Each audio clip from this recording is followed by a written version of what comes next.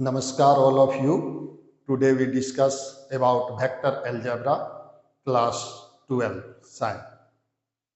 आज हम लोग जो है वेक्टर अलजेब्रा के बारे में पढ़ेंगे, ये क्लास 12। तो सबसे पहले हम यहाँ देखना चाहेंगे कि जो हमारा सिलेबस है क्लास 12 का, उसमें क्या क्या चीज़ हमें पढ़नी है। तो सबसे पहले जो हम लोग अभी डिस्कस करेंगे उसमें से जो टॉपिक्स है वो ये सारी चीज़ हमें जो है वो पढ़ना है। तो सबसे पहला है वेक्टर का डिफिनेशन जानेंगे कि व्हाट इज वेक्टर, वेक्टर है क्या। दूसरा है कि पोजीशन वेक्टर क्या है, ये भी पढ़ना है, ये क्लास 12 की सिलेबस है। और ये है डायरेक्शन कोसाइन पढ़ना है। टाइप्स ऑफ वेक्टर्स पढ़ना है, इसमें है types of vector, zero vectors, unit vectors, coinitial vectors, collinear vectors, equal vectors, negative of vectors, addition of vectors, closed loop, multiplication of vector by scalar and components of या vector. तो सबसे पहले जब हम किसी topic को शुरू करते हैं तो हमें इस बात का जरूर पता होना चाहिए कि हमें इसमें पढ़नी क्या क्या चीज़ है। तो ये सारे चीज़ जो आप देख रहे हैं, और इसमें से कुछ चीज़ है जो हम लोग को पढ़ना है। तो ये है वेक्टर ज्वाइनिंग टू पॉइंट्स। इन सारी टॉपिक्स के बारे में अभी हम डिस्कस करेंगे। Vector joining two points, section formula जो 11 क्लास में भी इसमें पढ़ चुके हैं, और स्केलर प्रोडक्ट जिसका दूसरा नाम है डॉट प्रोडक्ट। फिर है प्रोजेक्शन ऑफ या vector A on vector B, इससे भी क्वेश्चन आता है। वेक्टर प्रोडक्ट या टू वेक्टर्स। तो ये सारे टॉपिक्स आप थोड़ा बहुत फिजिक्स में 11 क्लास में पढ़े होंगे, और यही एक चैप्टर्स है जो मैथमेटिक्स में इन्हीं सारे सिलेबस, इतना ही सिलेबस में अभी रखा गया है जो वेक्टर्स में। तो ये हम डिस्कस करते हैं एक एक करके। तो पहला जो हम लोग है, सबसे पहले हम लोग जानना चाहेंगे कि व्हाट इज वेक्टर। तो वेक्टर है क्या। तो सबसे पहले हम देखेंगे कि वेक्टर जो आप फिजिक्स में पढ़े वही यहाँ भी है, या क्वांटिटी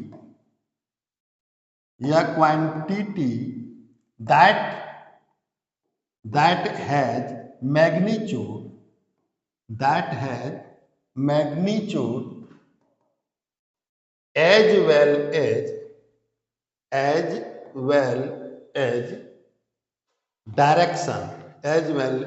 direction is called या vector, as well as direction is called या वेक्टर।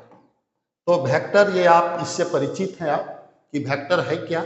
तो वेक्टर एक क्वांटिटी है जिसमें क्या क्या चीज होना चाहिए, मैग्नीट्यूड और उसमें डायरेक्शन दोनों होनी चाहिए। इट इज डिनोटेड बाय ए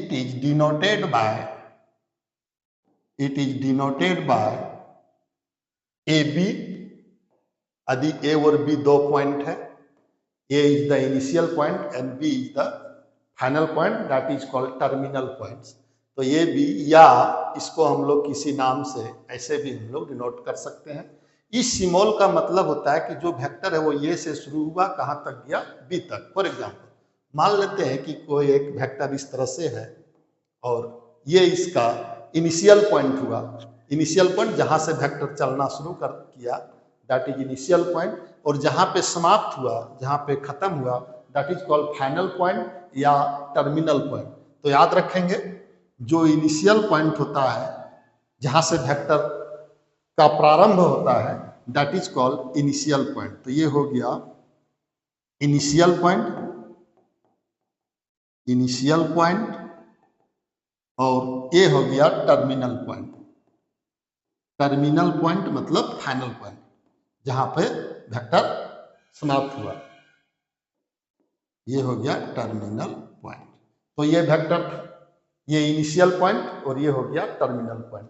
तो इस वेक्टर को कैसे डिनोट करेंगे, तो ए से बी इस तरह से एरो देंगे। ए मैंने starting point A, final point कहाँ पे, बी पे। या इस वेक्टर को डायरेक्ट हम लोग ऐसे भी इंडिकेट कर सकते हैं, कोई एक नाम देंगे तो उसमें इस तरह से इंडिकेट किया जाता है।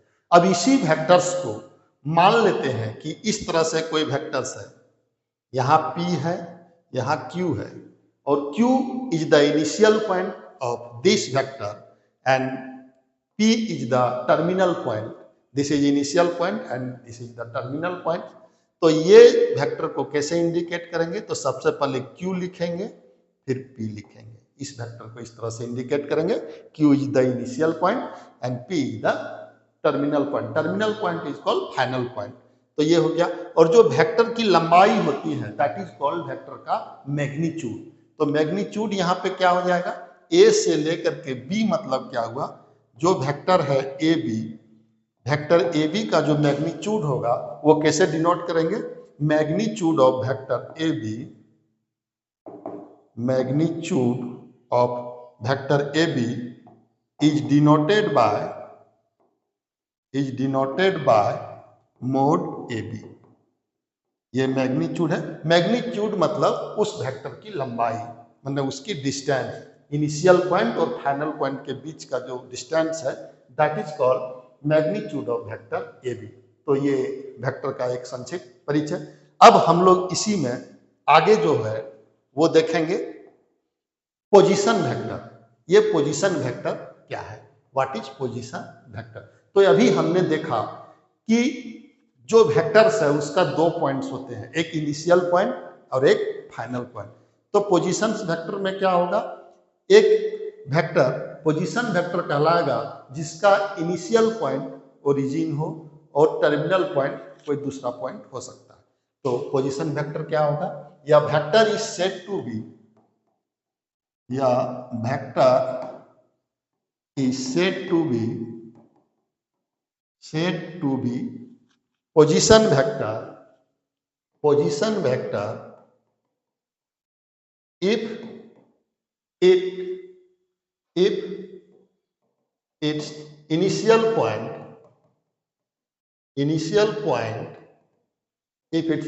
point is origin। तो ओरिजिन क्या होता है? 0 0 0। माने एक वेक्टर जो है, कोई वेक्टर वो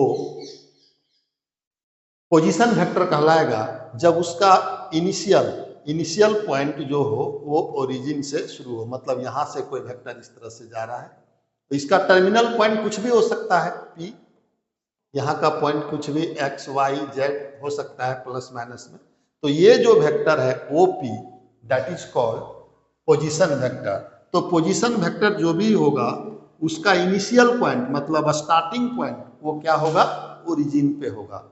मतलब एक पॉइंट ओरिजिन होगा, दूसरा पॉइंट कुछ भी होगा। तो this is position vector OP। वो जनरली O से स्टार्ट होता है। पोजीशन वेक्टर O से मतलब ओरिजिन से चलना शुरू करता है और वो जिधर भी जाए, मान लो कि ये इधर भी आ सकता है, ये भी पोजीशन वेक्टर कहलाएगा। वो Q is also position vector, क्योंकि इसका इनिशियल पॉइंट क्या है? ओरिजिन है। तो ये हो गया पोजीशन वेक्टर। तो अभी हमने देखा कि जो पोजीशन वेक्टर है वो क्या होता है? उसका इनिशियल पॉइंट जो होता है वो ओरिजिन होता है।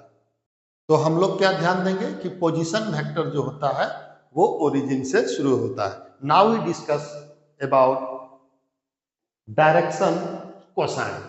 डायरेक्शन कोसाइंस क्या होता है? एक से एक मार्क्स, दो मार्क्स का क्वेश्चन जनरली पूछा जाता है डायरेक्शन कोसाइन से। तो ये डायरेक्शन कोसाइंस क्या है? तो सबसे पहले 3D में हम लोग ये देखेंगे कि ये x एक्सिस, ये y एक्सिस, ये z एक्सिस को इस तरह से, z एक्सिस जनरली यहाँ इस तरह से, लेकिन ये वाकई में इस तरह से लंबवत होता है, परपेंडिकुलर होता है x और y एक्सिस पर। तो ये इस तरह से यहाँ लिखा नहीं जा सकता है क्योंकि ये 2D है, ये हमें 3D, ये 2D 2 डायमेंशनल बोर्ड है, हमें 3 डायमेंशनल बोर्ड में इसको कैसे इस तरह से हम लोग इसको कर सकते हैं कि ये जो है z एक्सिस है। तो z एक्सिस है। अब मान लेते हैं कि ये ओरिजिन है O और इसका स्टार्टिंग पॉइंट 0 0 0 होता है जो आप सभी जानते हैं। अब यहाँ से कोई वेक्टर मान लेते हैं कि ये है OP वेक्टर है, यहाँ का कोऑर्डिनेट है x y z, ये कोऑर्डिनेट। तो डायरेक्शन कोसाइंस जो होता है वो किसी भी पोजीशन वेक्टर का ही निकाला जाता है। पोजीशन वेक्टर मतलब जो ओरिजिन से स्टार्ट हो उसी वेक्टर। तो ये डायरेक्शन कोसाइन क्या है? अब मान लिए कि let OP be the position vector, position vector. OP जो है वो क्या है? Position vector. अब इसका डायरेक्शन कोसाइन। इफ अल्फा, ये एंगल मान लेते हैं एक्स एक्सिस के साथ है अल्फा, और वाई एक्सिस के साथ बीटा, और जेड एक्सिस के साथ मान लिए ये गामा एंगल बना रहा है ये पोजीशन वेक्टर। तो if alpha, beta and gamma are the angle between x, y and z axis, x y alpha X Y Z axis के साथ ये एंगल है अल्फा, बीटा एंड गामा। मतलब ये पोजीशन वेक्टर जो है एक्स एक्सिस के साथ अल्फा एंगल, वाई एक्सिस के साथ बीटा एंगल और जेड एक्सिस के साथ गामा एंगल बना रहा है। तो ये हो गया डायरेक्शन ऑफ एंगल किसका? ओपी का। एक्स एक्सिस के साथ अल्फा, वाई एक्सिस के साथ बीटा और जेड एक्सिस के साथ gamma in the positive direction. यहां पे लिख देना in the positive direction, positive direction. ये एंगल जो है वो किस डायरेक्शन बनेगा? Positive direction. तो देयर तब क्या होगा? Direction cosine. Then direction cosine,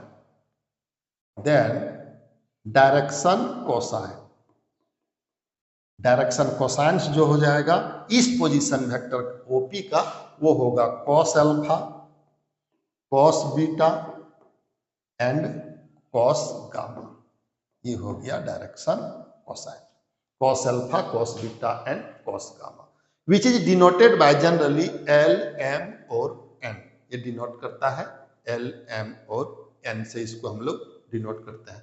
which is denoted by L, M और N, direction cosine which is denoted by L, M और N। ये हम लोग डिनोट करते हैं L, M और N से डिनोट करते हैं। तो हमें ये ध्यान देना है कि डायरेक्शन कोसाइंस क्या है। तो डायरेक्शन कोसाइंस किसी भी पोजीशन वेक्टर का निकालेंगे और उस पोजीशन वेक्टर का एक्स एक्सिस के साथ कितने डिग्री का एंगल बना रहा है, वाई एक्सिस के साथ कितने डिग्री का एंगल बना रहा है और जेड एक्सिस के साथ कितने डिग्री का एंगल बना रहा है। तो एक्स एक्सिस के साथ जो एंगल बना रहा है कॉस अल्फा, फिर वाई एक्सिस के साथ जो एंगल बना रहा है कॉस बीटा और जेड एक्सिस के साथ जो बना रहा है उसको हम लोग कॉस गामा। तो डायरेक्शन कोसाइंस निकल गया cos alpha, cos beta, cos gamma. किस वेक्टर का? ओपी का। ओपी क्या है? पोजीशन वेक्टर है। तो ये अभी हम लोगों ने देखा डायरेक्शंस कोसाइंस क्या। अब डायरेक्शंस कोसाइंस में इसी में हम लोग क्या जानते हैं कि एक रिलेशन होता है, ये बाद में फिर से जब एक्सरसाइज डिस्कस करेंगे उसमें, कि एल स्क्वायर जरूरत पड़ेगा M square plus N square equal to क्या होता है? 1 होता है। तो एल ये याद रखेंगे, L square plus M square plus N square equal to 1 होता है। यदि एल, एम और एन हम लोग इसको इंडिकेट किए हैं तो अब मान लेते हैं कि ये क्यों होता है, इसके बारे में हम थोड़ा सा चर्चा करेंगे कि ये होता क्यों है। ये इसकी चर्चा जो है हम वेक्टर कंपोनेंट, जब इसी में आगे आएगा वेक्टर कंपोनेंट, तो उसमें हम इसको प्रूव करेंगे कि ये क्यों होता है। अभी हम लोग ये याद रखेंगे कि डायरेक्शन कोसाइंस क्या होता है?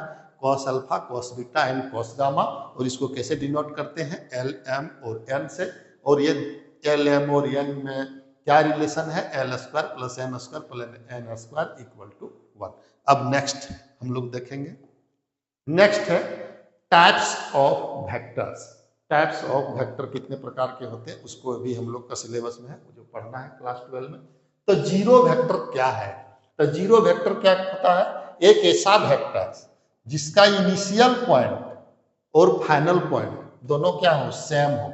मतलब यहीं से निकला और यहीं समाप्त हो गया, माने इनिशियल पॉइंट और final point both are same, that is called zero vector. जिसकी माने लंबाई नहीं हो, माने मैग्नीट्यूड जीरो के बराबर। तो इसका क्या लिखेंगे कि यह vector is said to be zero vector which has initial and final point will be same. तो इसको लिखने की जरूरत नहीं है, आप ध्यान रखेंगे कि जिस वेक्टर का initial point and final point both are same is called zero vector. a vector which has initial point and final point, initial point and final point, final को हम लोग टर्मिनल पॉइंट भी कहते हैं, टर्मिनल पॉइंट आर सेम, माने एक ही हो, is called zero vector. ये हो गया जीरो वेक्टर। और जीरो वेक्टर का जो मैग्नीट्यूड होता है वो क्या होता है? जीरो होता है। Magnitude will be zero, magnitude will be zero. किसका मैग्नीट्यूड जीरो होता है? जीरो वेक्टर की। उसकी कोई लंबाई नहीं होती, जहीं से स्टार्ट हुआ वहीं पर वो समाप्त हो गया। नेक्स्ट टाइप्स ऑफ वेक्टर में हम देखेंगे दूसरा, ये है unit vectors. What is unit होता है? तो यूनिट मतलब वन, जिस वेक्टर का लंबाई वन यूनिट हो वो वेक्टर्स क्या कहलाएंगे? यूनिट वेक्टर्स कहलाएंगे। जिस वेक्टर का लेंथ मतलब मैग्नीट्यूड क्या हो? वन हो। या vector is said to be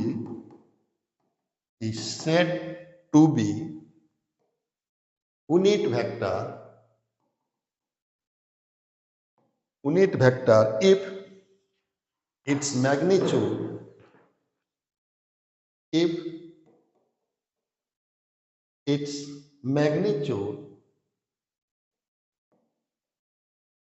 is one unit।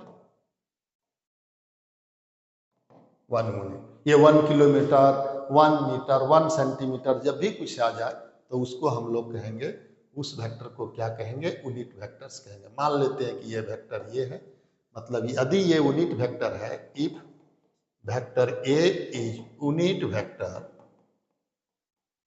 Vector then इसका मैग्नीट्यूड मतलब जो इसकी डिस्टेंस है वो क्या होगा? 1 होगा। मतलब इसकी लंबाई कितना होगा? 1 यूनिट होगा। एंड यूनिट वेक्टर को जनरली हम लोग डिनोट करते हैं, इट इज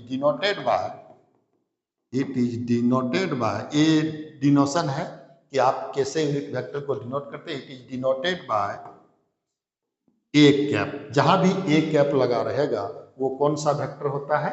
यूनिट वेक्टर्स होता है। अब ये यूनिट वेक्टर्स है और इस यूनिट वेक्टर जैसे ये दे दिया, मतलब इसका लंबाई कितना है, इसका मैग्नीट्यूड कितना है, तो 1 होता है। अब इसका अब कोई वेक्टर है जिसकी लंबाई 1 नहीं है, उसको यूनिट वेक्टर में कैसे हम लोग ट्रांसफर करेंगे? मान लेते हैं कि कोई ये वेक्टर है इस तरह से, ये कोई वेक्टर्स है ए जो इस तरह से है, एक्स आई प्लस वाई जे प्लस जेड के, ये इस तरह से वेक्टर है। इसकी लंबाई जो है वो 1 यूनिट नहीं है, तो इसको यूनिट वेक्टर में चेंज करने के लिए मैंने एक कैप जो होगा यूनिट, इस वेक्टर का यूनिट वेक्टर का जो फार्मूला होगा वो होगा वेक्टर ए बटे मैग्नीट्यूड ऑफ वेक्टर ए। मतलब क्या करेंगे? मान लेते हैं कि इस वेक्टर का लंबाई 5 किलोमीटर है, तो यदि हम लोग उस वेक्टर में 5 से डिवाइड कर देंगे, 5 से डिवाइड कर देंगे, तो इस जो वेक्टर की जो लेंथ होगा वो 1 यूनिट बचेगा। तो इस तरह से हम लोग ये याद रखेंगे कि ये जो यूनिट वेक्टर का जो फार्मूला होता है वो क्या होता है? वो किसी भी वेक्टर का यूनिट वेक्टर कैसे निकालेंगे? तो निकालेंगे वेक्टर ये बटे उसके मैग्नीट्यूड से डिवाइड कर देंगे। तो ये हो गया unit vector, unit vectors of any vectors. Next types of vector में हम देखेंगे को इनिशियल वेक्टर क्या होता है। तो को इनिशियल नाम से ही हमें पता चल जा रहा है, को इनिशियल माने इनिशियल वेक्टर, जिन वेक्टरों की इनिशियल पॉइंट माने प्रारंभिक पॉइंट जहां से वेक्टर चलना प्रारंभ करता है यदि वो सेम है, दैट इज कॉल्ड को इनिशियल वेक्टर। लिख दूंगा, पहले समझ लीजिए। मान लेते हैं कि ये इनिशियल पॉइंट है, किसी भी वेक्टर का इनिशियल पॉइंट है, इनिशियल पॉइंट जहां से वेक्टर चलना प्रारंभ करता है। अब इस इनिशियल पॉइंट से एक वेक्टर ए है और इसी इनिशियल पॉइंट से एक और वेक्टर बी है, इसी इनिशियल पॉइंट से एक और वेक्टर सी है और इसी इनिशियल पॉइंट से एक वेक्टर डी है। तो ये सारे वेक्टर ए बी सी और D is called initial vector, मतलब इन सभी का इनिशियल पॉइंट क्या हो? सेम हो। तो two vectors are said to be two or more than two vectors, से लिख रहा हूं, two या more than two vectors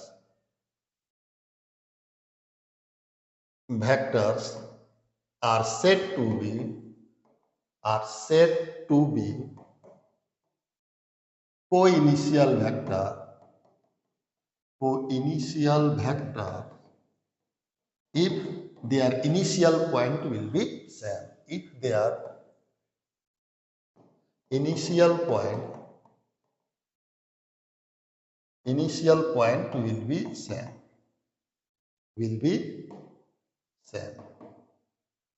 तो ये हो गया को इनिशियल वेक्टर।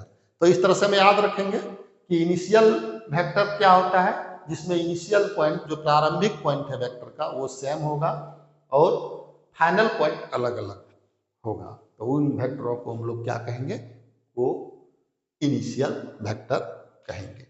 नेक्स्ट जो है हम लोग अभी देखेंगे वो नेक्स्ट टाइप्स ऑफ वेक्टर में है कोलिनियर वेक्टर्स क्या होता है। तो कोलिनियर वेक्टर्स क्या होता है, वो सारे वेक्टर्स कोलिनियर वेक्टर्स कहलाएंगे जो एक दूसरे के पैरेलल हो। जैसे मान लो कि कोई वेक्टर ये इस तरह से है ये, और इसी के पैरेलल कोई वेक्टर बी है। हो सकता है इसका डायरेक्शन इधर क्यों ना हो, एक वेक्टर ये भी ले लेता हूं जो पैरेलल है, ये बी सी ये पैरेलल है।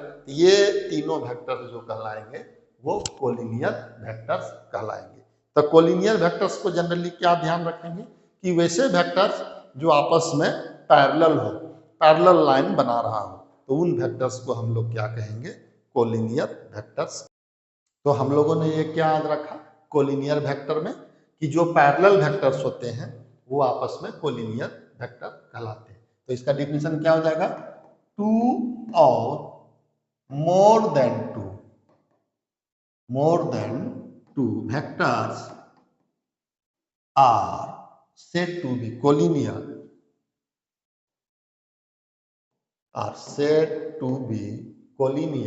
if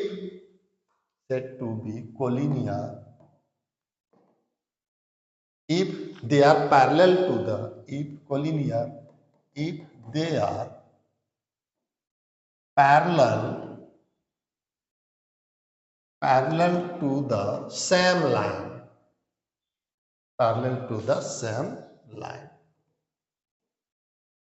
तो ये हो गया कौन सा वेक्टर, कोलिनियर वेक्टर।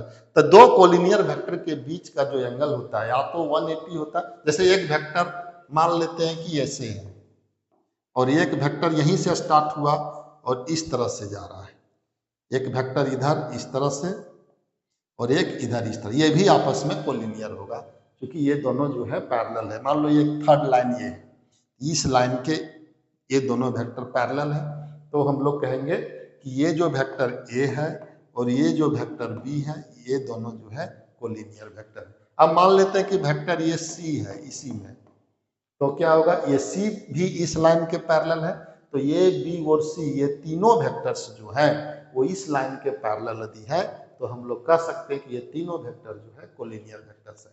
तो हम लोग इसको ध्यान रखने के लिए क्या याद रखेंगे कि एक लाइन ले लेंगे। जैसे मान लो कि एक लाइन ये है, तब इस लाइन के पैरेलल जितने सारे वेक्टर्स होंगे वो सारे वेक्टर्स आपस में कोलिनियर वेक्टर्स कहलाएंगे। तो ये था कोलिनियर वेक्टर्स। अब नेक्स्ट देखिए इसी में है इक्वल वेक्टर्स क्या होगा, व्हाट इज इक्वल। तो इक्वल का नाम ही सुन करके हमें पता चल जा रहा है कि इक्वल वेक्टर क्या होगा। तो two vectors are said to be equal vectors if they are the same magnitude and same direction. Direction भी सेम होगा, ये और बी जब इक्वल होगा तो इसकी लंबाई भी सेम होना चाहिए। दोनों वेक्टर की लंबाई मतलब वेक्टर की लंबाई मतलब उसकी वेक्टर की मैग्नीट्यूड और इसका डायरेक्शन दोनों एक ही दिशा में होना चाहिए, तब उसको हम लोग क्या कहेंगे, इक्वल वेक्टर्स कहेंगे। The two vectors are said to be equal. Two vectors are said to be equal.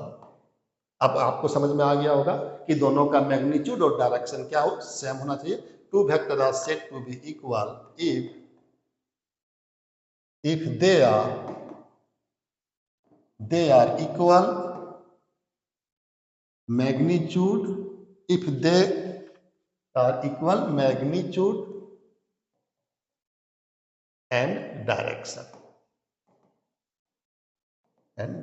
दोनों का मैग्नीट्यूड और डायरेक्शन दोनों क्या हो, सेम हो, तो वो इक्वल वेक्टर कहलाते हैं। अब यहाँ पे देखिए, मान लेते हैं एक वेक्टर ये है C और एक वेक्टर ये दोनों है D, तो ये इसका डायरेक्शन इधर है लेकिन लंबाई सेम है, तो C जो वेक्टर है वो इक्वल नहीं होगा D का, लेकिन ये दोनों का लंबाई और डायरेक्शन दोनों जो है वो सेम है, तो वेक्टर A जो है वो इक्वल होगा वेक्टर B का। अब मान लेते हैं कि इस तरह से वेक्टर A इक्वल टू तुमको इस तरह से दिया है xi plus yj plus zk, ये इस तरह से दिया है, और B इक्वल टू दिया है pi plus qj plus rk। तो यार ये दोनों यदि इक्वल है, if vector A equal to vector B है, तब क्या होगा, तो देन तब क्या होगा, ये x जो है किसके इक्वल होगा, P का, y कंपोनेंट किसके इक्वल होगा, Q का, और ये z इक्वल किसके होगा, R का।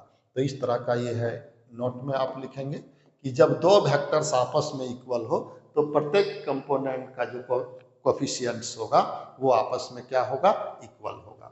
तो ये था equal vector.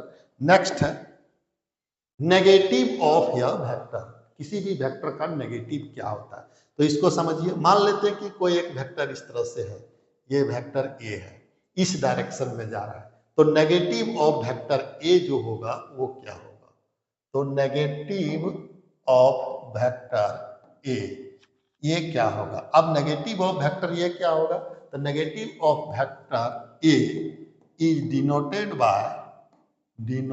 Bye minus A, और इसका अब क्या होगा, मैग्नीट्यूड सेम रहेगा, अब ये इसका डायरेक्शन जो है वो चेंज हो जाएगा, ये हो गया माइनस A।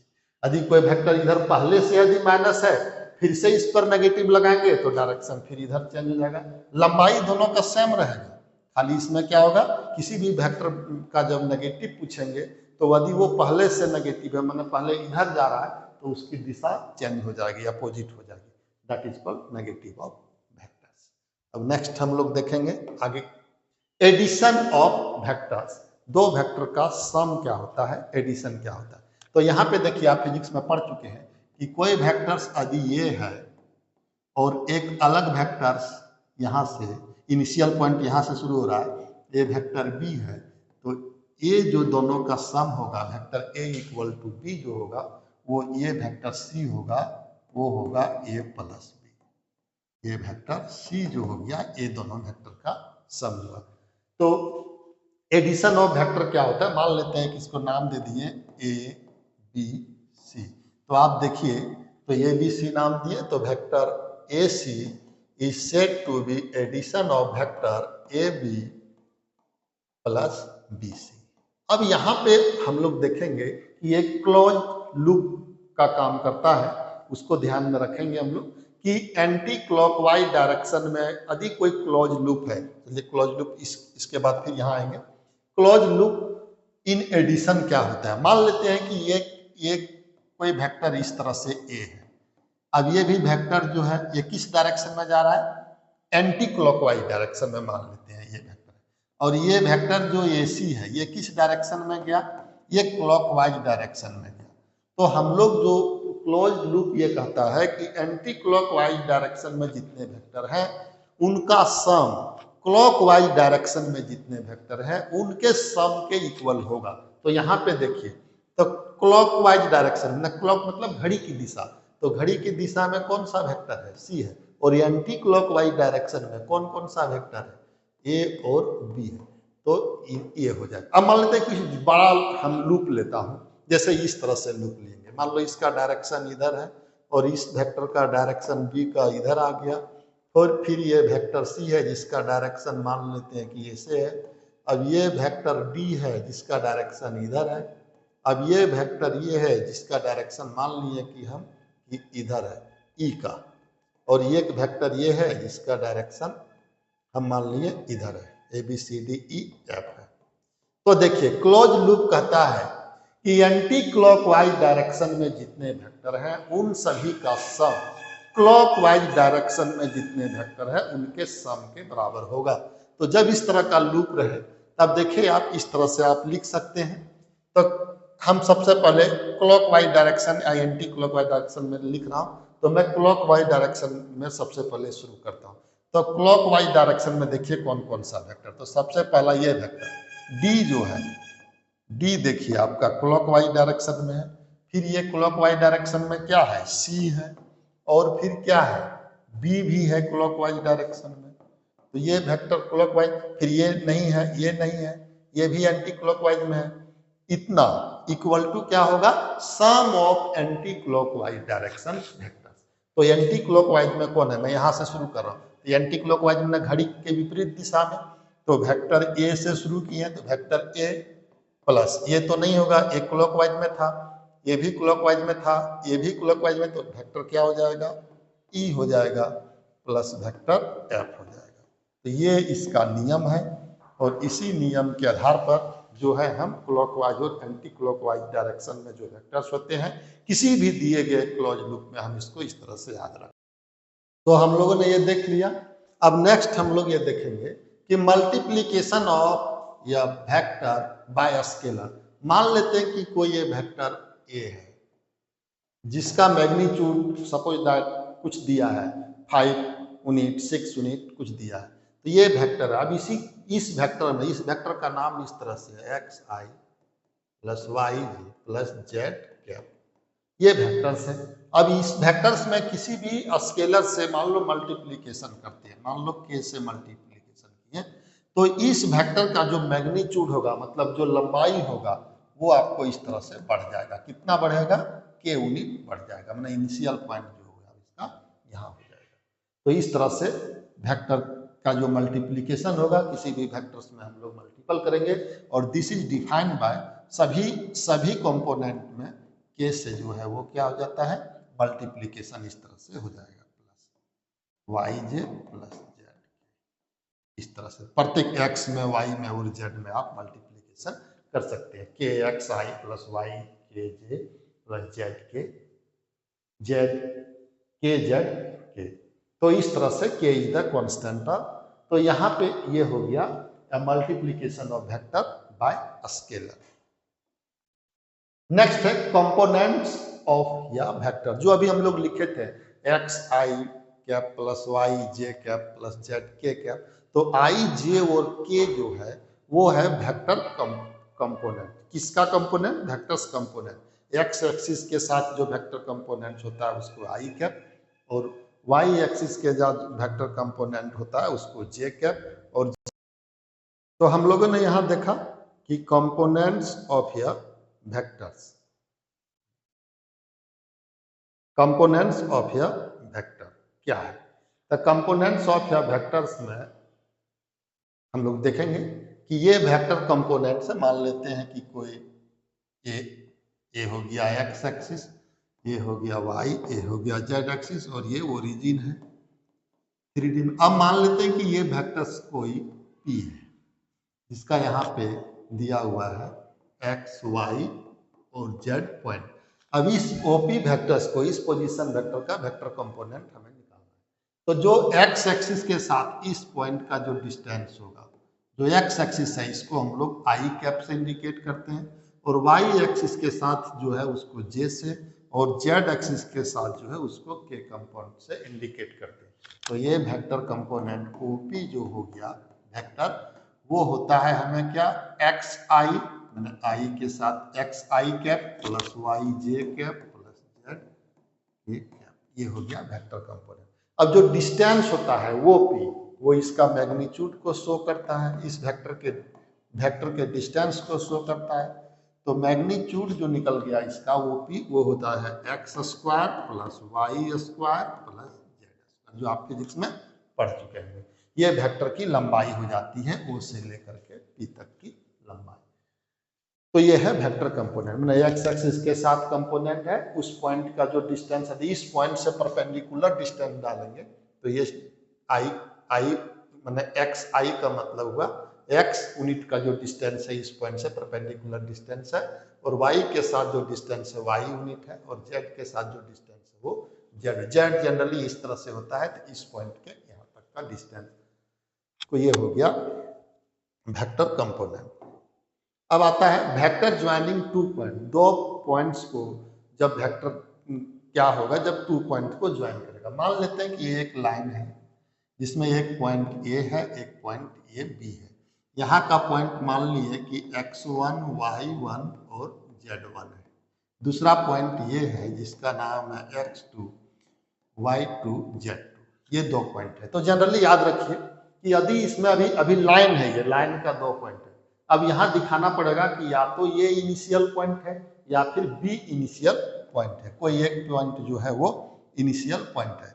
तो हम मानते हैं कि जो है बी जो है ये जो है इनिशियल पॉइंट है, और बी जो है वो फाइनल पॉइंट है, मतलब लास्ट पॉइंट है वेक्टर का। तो इसमें जो वेक्टर ए बी होगा वो क्या होगा, तो vector A initial B final का जो वेक्टर होगा, तो इस तरह से होता है x2 माइनस x1, मतलब final point minus initial point I cap. फिर क्या हो जाएगा y2 minus y1, final point minus initial point J cap, plus z2 minus z1 K cap. ये होता है, इसको याद रखने का फॉर्मूला। अब ये आता कैसे है, इसको भी थोड़ा सा मैं डिस्क्राइब कर देता हूँ कि ये कैसे आया। तो देखिए ये कैसे आता है, मैं थोड़ा सा छोटा इसको करके यहीं पे समझाने का कोशिश कर रहा हूँ। ये आया कैसे, तो जनरली अभी आपने जो देखा, अब ये कैसे आया वो देखिए।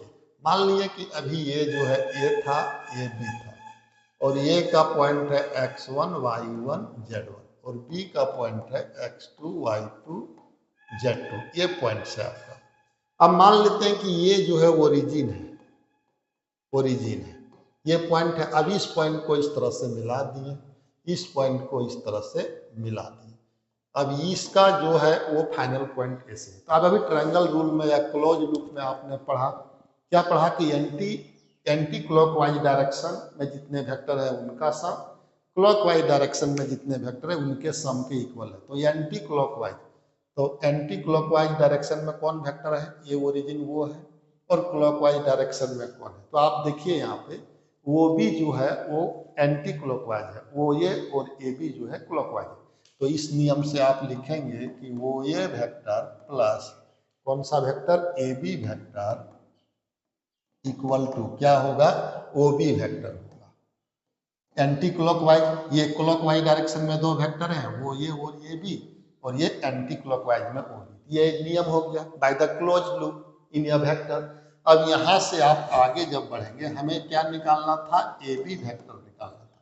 तो ये बी वेक्टर इक्वल टू क्या होगा, ओ बी माइनस ओ ये हो जाएगा। अब आप देखिए ये चीज आ जाएगा कैसे से, तो ये भी वेक्टर ओ भी वेक्टर क्या है, तो वो से बी वेक्टर, वो भी वेक्टर को हम लोग कैसे लिखेंगे, इसका ओरिजिन पॉइंट ये है। अभी जस्ट दो पॉइंट वाले वेक्टर को निकालने सीखेंगे, तो वो भी वेक्टर क्या हो जाएगा, x2i plus y2j plus z2k, ये होता है।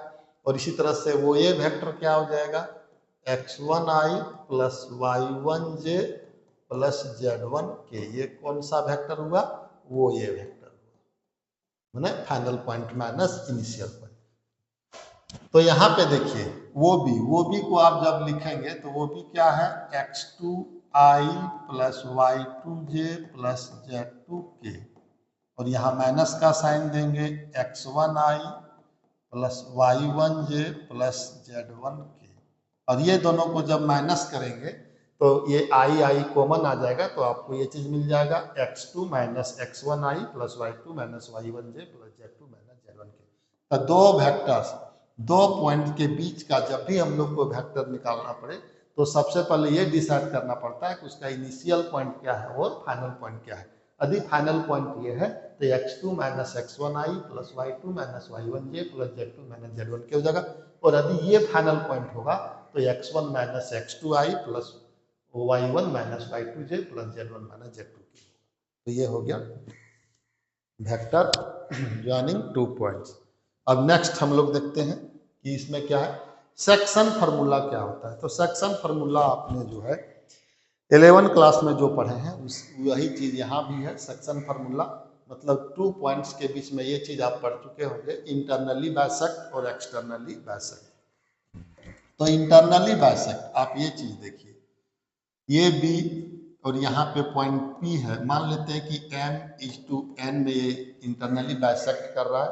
ए का पॉइंट इस तरह से दिया रहता है, मान लो x1 y1। अभी 2D में आप पढ़े थे 11 क्लास में, तो 2D में मैं लिखूंगा, फिर इसको 3D में मैं चेंज कर दूंगा। तो यहाँ पे एक जगह छोड़ के रखता हूँ, जो आप जान रहे हैं पहले मैं उसी को लिखता हूँ। ये x2 y2 ये आप पढ़े थे, यहाँ z2 अभी लिखेंगे, अभी नहीं लिखा क्योंकि ये इस पॉइंट को निकालने के लिए सीख चुके हैं। किसमें? 11 क्लास में। यदि m/n के रेशियो में है, AP/PB। तो ये P का कोऑर्डिनेट आप कैसे निकालते थे? आप ये फॉर्मूला जानते थे, m/x2 प्लस n/x1 बटे m+n। m+n ये आप पढ़ चुके हैं। दूसरा क्या था? दूसरा पॉइंट क्या लिखते थे? m, अब m/y2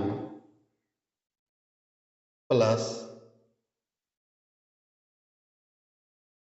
n/y1 बाय m+n। तो ये हो गया दोनों का।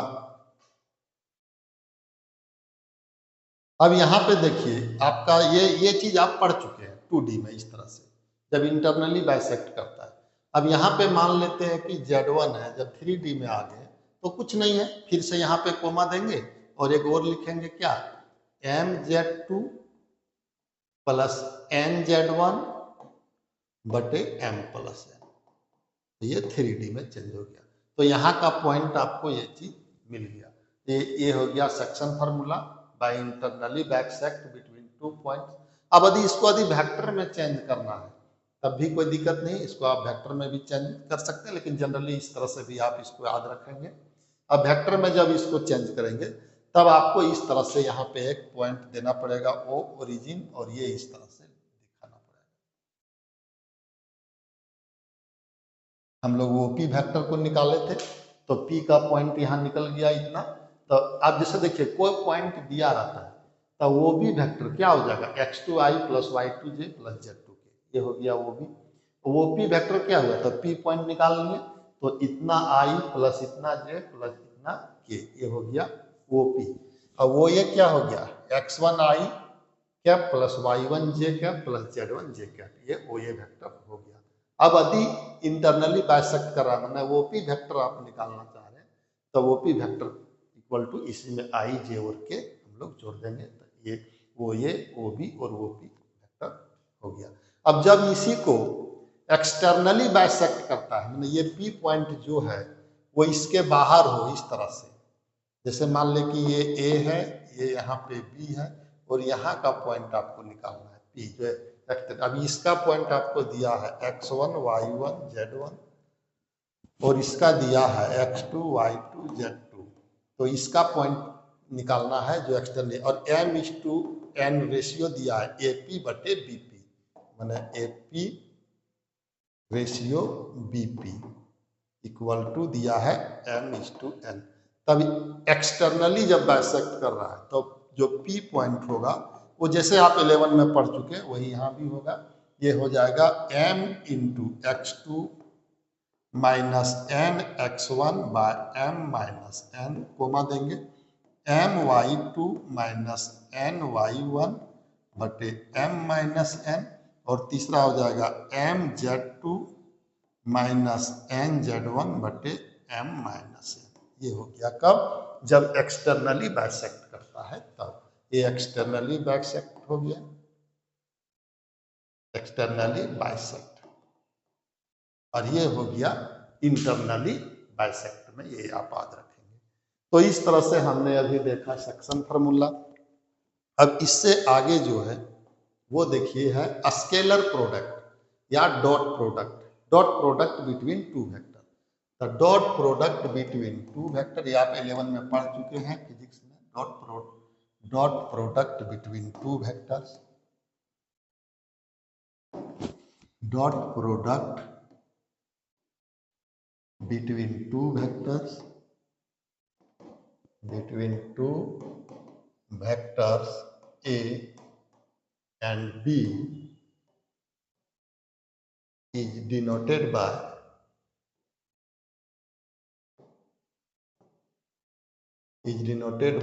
A dot B and defined by तो ये डॉट बी इक्वल टू क्या होता है, ये होता है magnitude of A into magnitude of B cos theta, where theta is the angle between vector A and B. मान लेते हैं वेक्टर ये ए था और ये वेक्टर बी था, तो ये एंगल थीटा है। तो ये और B, A dot B equal to क्या हो जाएगा, magnitude of A dot magnitude of B cos theta, ये कॉस थीटा। अब देखिए इसमें एक चीज और आप समझिए कि जब दो, अभी जो हम वेक्टर कंपोनेंट में देखें, यहाँ पे देखिए ये आपका आई कंपोनेंट था, ये आपका जे कंपोनेंट था, एक के कंपोनेंट था, ये एक्स वाई जेड।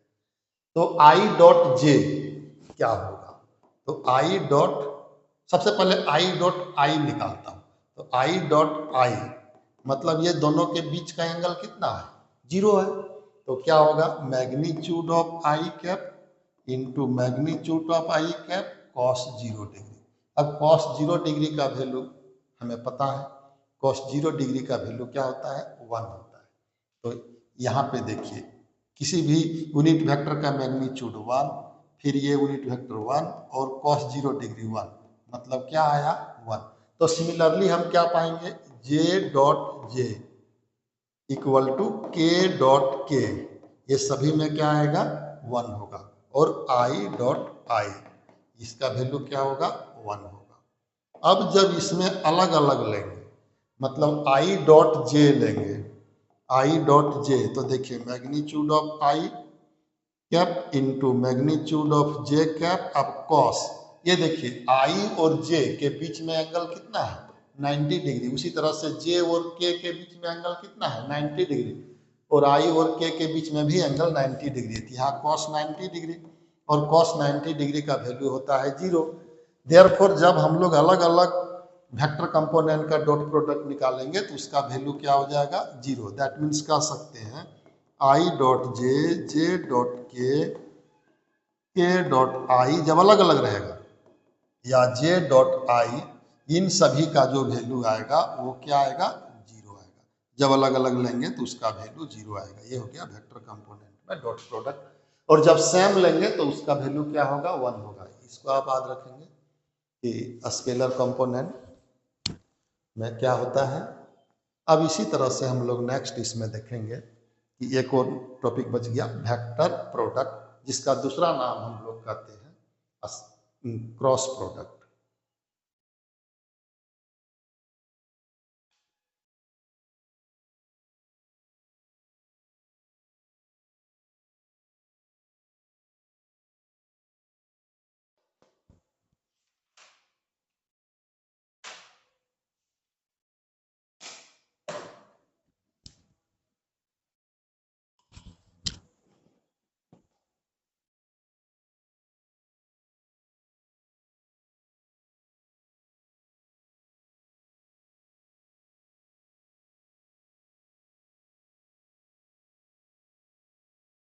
अब दूसरा है क्रॉस प्रोडक्ट, जो लास्ट है, sorry projection of vector a1 vector b। तो projection of vector a1 b is defined by a dot b बटे मैग्नीट्यूड ऑफ b। तो याद रखिएगा यहाँ पर ये कि प्रोजेक्शन ऑफ वेक्टर a किस पर है, ऑन यहाँ पर रहेगा इस तरह से, एक नंबर में पूछता है ऑन वेक्टर b, तो क्या हो जाएगा a डॉट बी, और जिस पर है ऑन किस पर है b पर, तो बटे मैग्नीट्यूड ऑफ b। मतलब ये वेक्टर a है और ये प्रोजेक्ट कर रहा है किस पर, वेक्टर b पर, इस तरह से। तो ये हो जाएगा projection of vector a on b is denoted by vector a dot b बटे मैग्नीट्यूड ऑफ b। ये आप याद रखिएगा।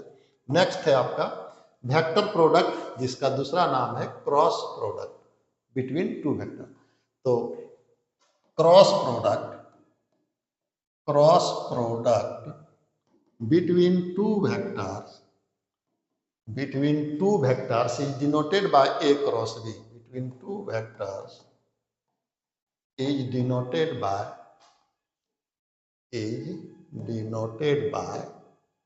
A cross B and defined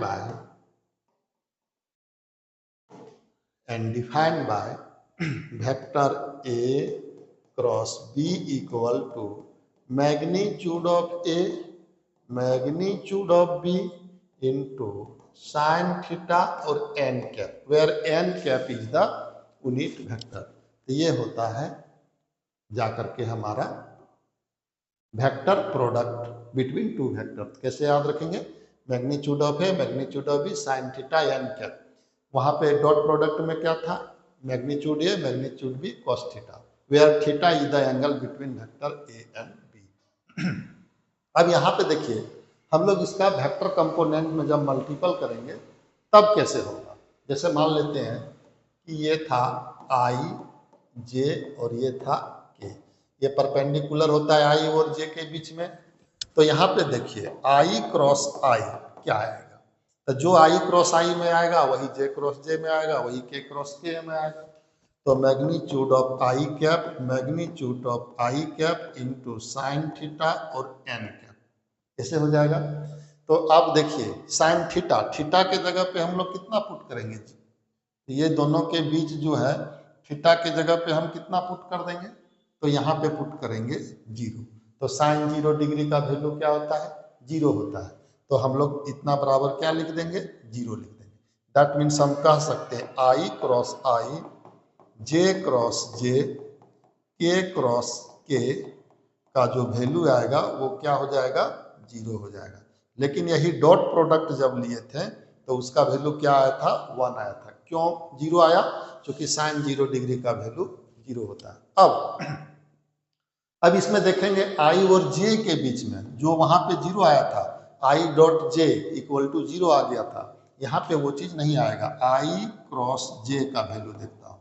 magnitude of I, magnitude of J, sine 90 degree into N cap. तो I cross जे क्या आया? तो I cross जे, इसका वैल्यू 1, इसका वैल्यू 1, 90 डिग्री का भी वैल्यू 1, साइन 90 डिग्री का 1, एन कैप. तो आप देखिए हम लोग क्या लिख दिए? आई क्रॉस जे इक्वल टू क्या आया? एन आया. तो एन क्या है? यूनिट वेक्टर है. यूनिट वेक्टर 3 ही होता है, आई जे और के वेक्टर कंपोनेंट में. तो I cross J will be के. तो आप इसको याद रखने के लिए क्या करेंगे? वो इस तरह से एक सर्कल बना लेंगे. अब देखिए यहाँ पे आप लिख दीजिएगा आई, यहाँ लिख दीजिएगा जे, यहाँ लिख दीजिएगा के. तो जब एंटी क्लॉकवाइज डायरेक्शन में दो वेक्टर का क्रॉस प्रोडक्ट निकालेंगे तो पॉजिटिव साइन देगा, और जहां वो चेंज हुआ वो नेगेटिव साइन देगा. जैसे देखिए आई क्रॉस जे इक्वल टू क्या आया? के आया. लेकिन इसी को जब के क्रॉस आई करेंगे तो के क्रॉस आई कहाँ से? के क्रॉस आई मैंने कौन सा डायरेक्शन में हो गया? क्लॉकवाइज में. तो ये नेगेटिव के देगा. अब इसी तरह से आप सभी का निकाल सकते हैं. जैसे के क्रॉस आई, ये देखिए एंटी क्लॉकवाइज डायरेक्शन में दोनों है, तो के क्रॉस आई क्या आएगा? जे आएगा. अब फिर आई क्रॉस जे क्या आया? के आया. तो आई, अब ये चेंज कर देंगे, आई क्रॉस के लेंगे तो क्या हो जाएगा? माइनस जे हो जाएगा. फिर देखिए जे क्रॉस आई क्या होगा? जे क्रॉस आई, तो जे क्रॉस आई क्लॉकवाइज में हो गया, इस साइन में नहीं आया, साइन पलट गया, तो के जे क्रॉस आई माइनस के हो जाएगा. और फिर यदि हम लोग लेंगे आई क्रॉस जे तो के आएगा. तो इस तरह से हम लोगों ने इस तरह से याद रखेंगे कि ये वेक्टर कंपोनेंट में क्या है. तो आज जो हम लोग बेसिक कॉन्सेप्ट जो है वो रिवीजन किए वेक्टर का, और इसमें विस्तृत हम लोग और देखेंगे, एक्सरसाइज देखेंगे और बनाएंगे. ये जरूरी चीज था जिसको बताएं. अब आगे का भी जो भी चीज और आएगा ये हम लोग डिस्कस करेंगे अगले वीडियो में. थैंक यू, धन्यवाद.